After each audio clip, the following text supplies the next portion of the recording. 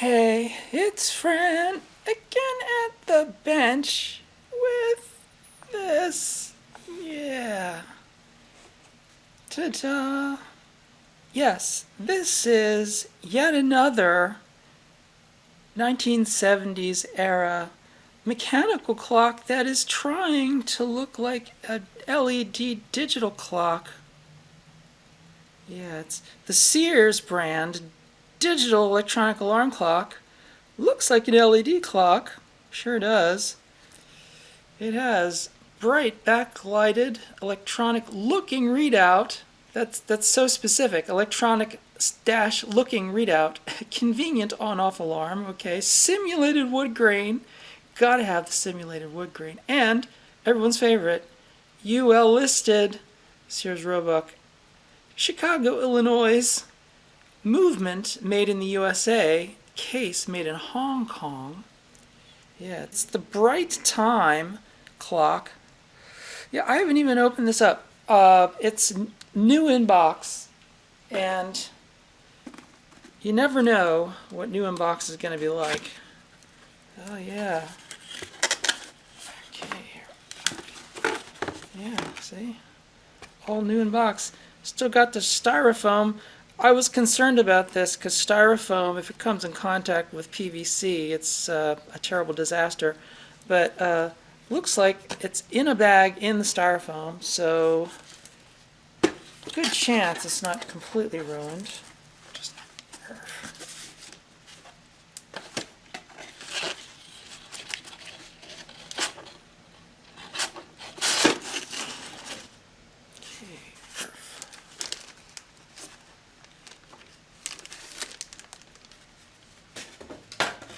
got a card here. Bright Time digital electronic alarm clock. Instructions for setting your digital alarm clock. This is kind of crusty. Operation plug the cord in. Before connecting this unit into AC outlet, make sure that the clock is not at the hour change point or damage to the clock mechanism may result. That's interesting. Well, that's something that I saw in the Lumitime clocks because they have this interesting escapement type advanced mechanism that you can't force the clock when it's in the process of changing over the digits, or you can break it. Yeah. Care and caution. Prevent electric shock. Do not attempt to disassemble this cabinet. Uh-oh!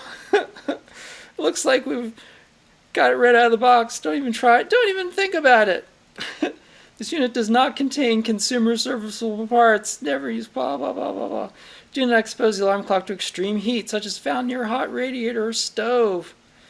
All right. Sears Roebuck, Chicago, Illinois. Yes, printed in Hong Kong. All right. Yes. Oh, okay. Well, fortunately, there was no contact between the styrofoam and the cord. That's important.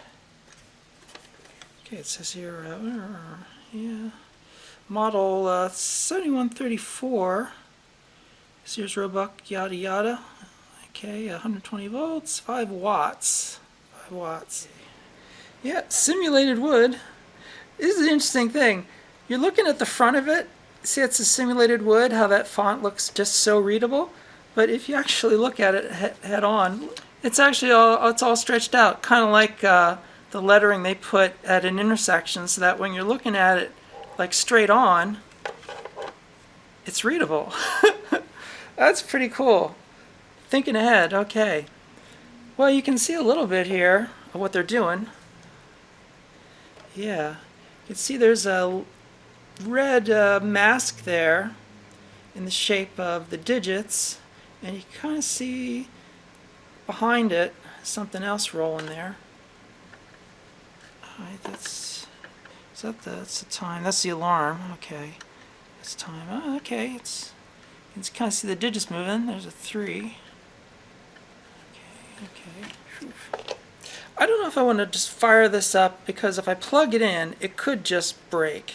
If something in there is seized up, if the gears aren't moving around, turn it on, it could just snap something. I'm thinking that the smart thing to be to open it up, check it out, blah, blah, blah. And then once we have it open, make sure everything's all loosey-goosey, plug it in and get it running. I think that's what we're going to do. So let's do that. Cord is in really great shape. There's like there's no goo. It's not coming apart. Nice and crisp. It's kind of what you want. We got 3 enormous screws on the bottom. This is kind of unusual. I've never really seen something like this. Look at these screws. They're crazy. That's like a number 3. That's crazy.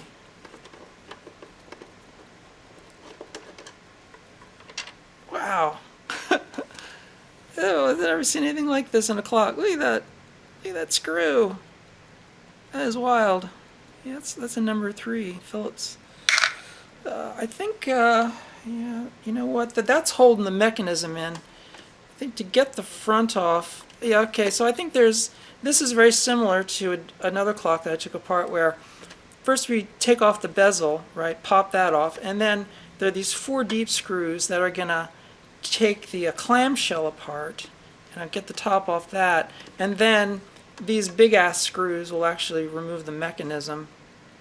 So it's going to be 1, 2, 3. I think that's the way we got to do it. So, yeah. But I think the front has to come off first. Yep. Yep. It's really sad, actually, that I'm getting so good at taking these really terrible clocks apart. Okay. That should just kind of, yeah. Oh, I got to take the little knob off here. Knob off. There we go. A little piece of cat hair in there. Well, somebody had it out of the bag. Look at there. That's the inside of the mask there, huh? Pretty slick. So this is a silkscreen from the back. It's a multi-layered process. So it's got this black matte on the red lens. And this is the coloring here. This is the second color, you know, filling in for the alarm and the lettering and such, you see? But they didn't even bother like detail. It's just fill it in, you know. But it works, yeah. So that's the front. And now, oh yeah, look at this. This is the stuff. Look at that. Oh, yeah. Oh yes, it is a film clock. Yes, this is a film clock. See? Yeah. It's a 16 millimeter single perf film. Yeah, there we go. And look at the mechanism in there. Look at that, it's all shiny. There's no wear at all. The motor's all nice and slick. Well, it's really loose. Okay, it's changing them tens of minutes. Okay, that's a little rougher. Okay. The hour mechanism. It needs a little, you know, there's really old grease in here. I'm sure, yeah, it should probably work. The hour's a little clunky. Yeah. Okay. That's probably going to work. All right, here we go. Oh, it's moving. We got seconds. Little second wheels going. Yeah. All right. Oh, here we go.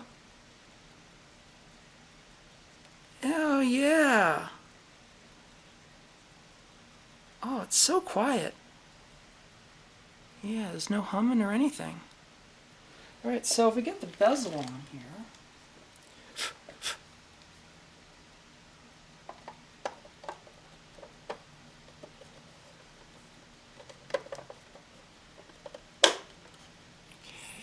Okay. Is that one? Yeah. It's a little off. Okay. Oh, there we go. I gotta let it.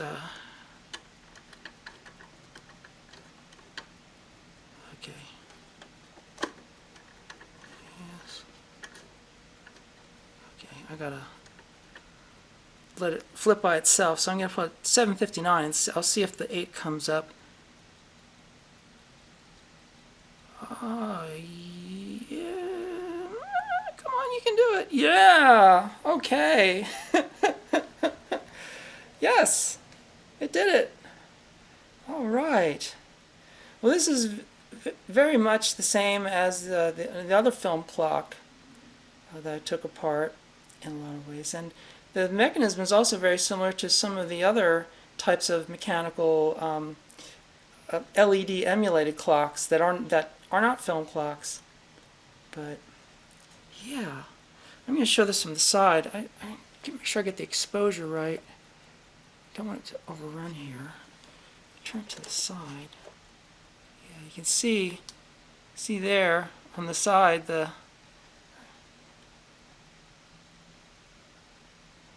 looks a little funky, just because you got that mask in the way.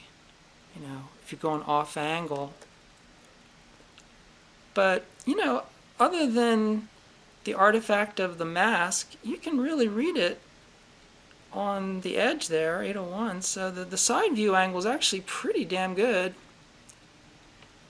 Yeah, I mean, really, not a bad display at all.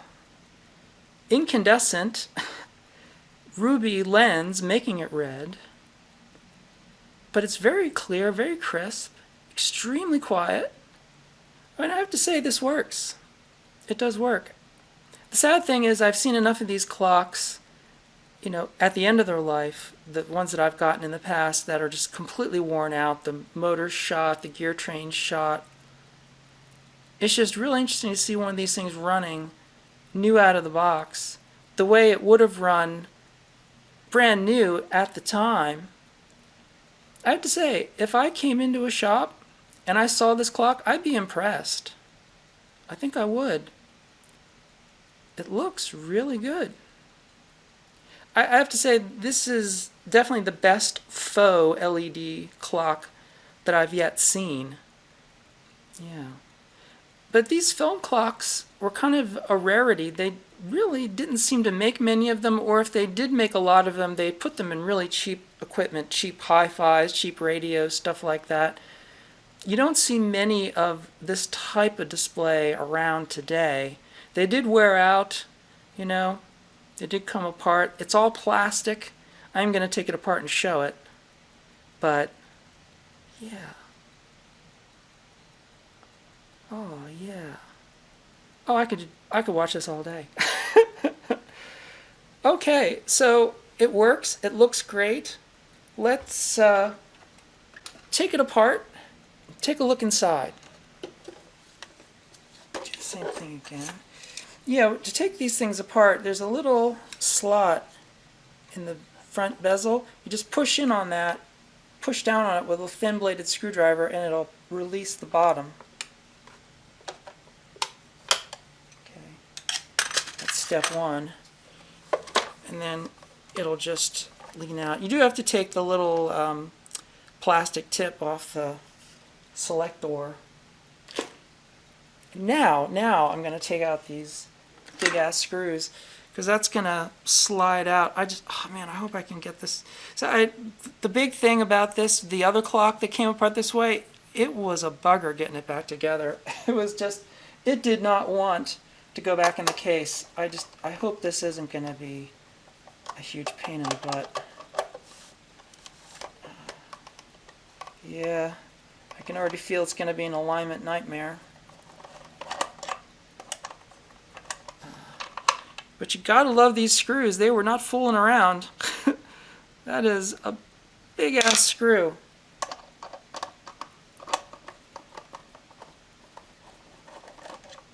Alright. Okay, so yeah, very carefully. You gotta remember, no user serviceable parts inside. It says it right on the tin. Okay. Get this here.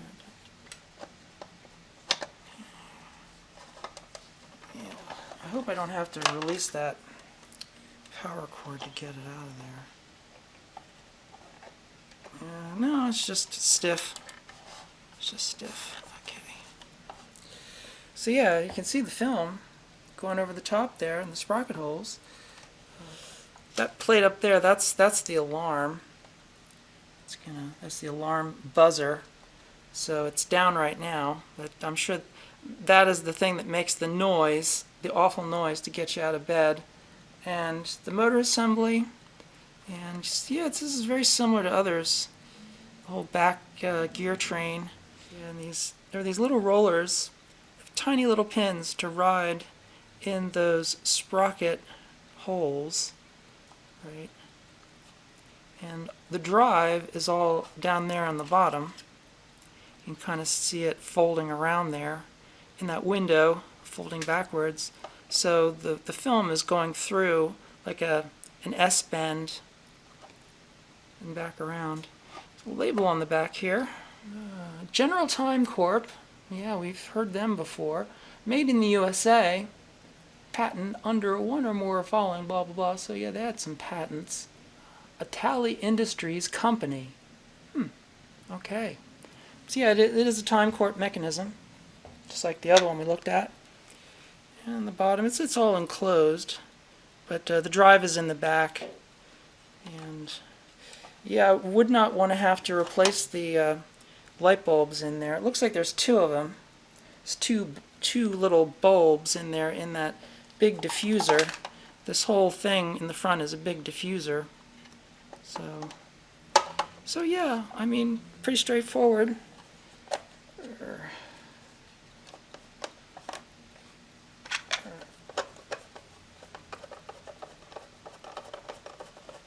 Always go backwards first, forwards second. It's the rule of self-tapping screws. If you don't want to make more than one thread. I don't know if it lines up or not, but it's going to be where it's going to be. Bezel back on. Okay, snap, snap. A little thingy here. You know what's in that envelope. 12-volt Zener diodes, okay. Alright, sure, it's all out of alignment. Okay. So, yeah. So we're going to have to loosen it up and move it around. The mechanical parts, the wheels are in the right spot. So it looks like it's off to the side, but the wheels are in the slots. So let's put the that's the alarm. Oh, see, I told you it would sound terrible. Yep, that metal plate is designed to hurt. Alright. Yeah, it's not quite there. It does need to be over. I don't know. I guess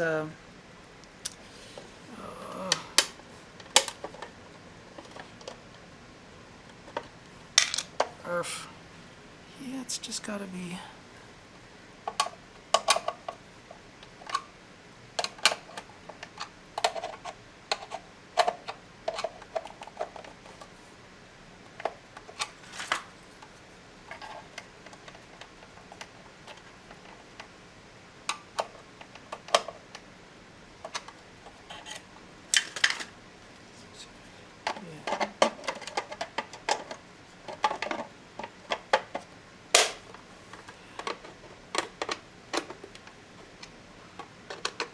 Plastic has shrunk. I gave it a little nudge with my splidger. Pushed it over a little bit. It's a little, yeah, I think it's about as good as it's gonna get. But all right. Well, okay, that's it. It's back to oh, not quite. Okay, now. Okay. All right. Well, there you go. The Sears Tradition Bright Time digital electronic alarm clock, electronic looking readout. Yeah, gotta love it. Well, thanks for watching. Thanks to all my patrons down on Patreon, making all these videos possible. I wouldn't be able to do any of this without my patrons. Gotta love the patrons. So, I mean, if you like what I do, if you want to defy the AI slop that is becoming YouTube and support real videos made by real humans doing real stupid stuff, go to the link in the description, become a patron. I will thank you personally. Okay. Well, that's it. I'm Fran. I'll be back here or somewhere else doing something else real soon. Bye!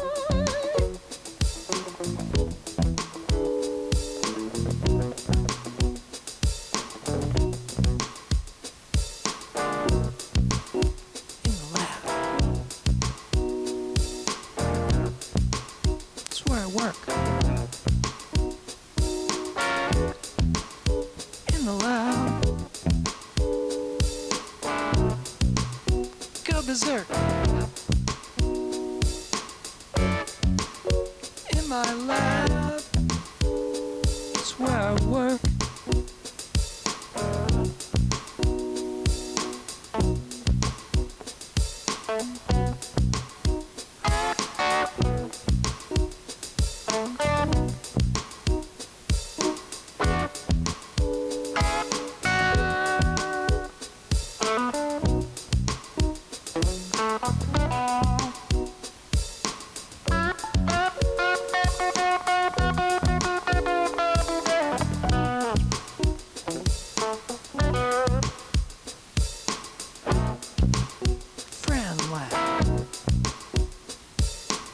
That's what you're watching. Friend love. That's what I'm doing.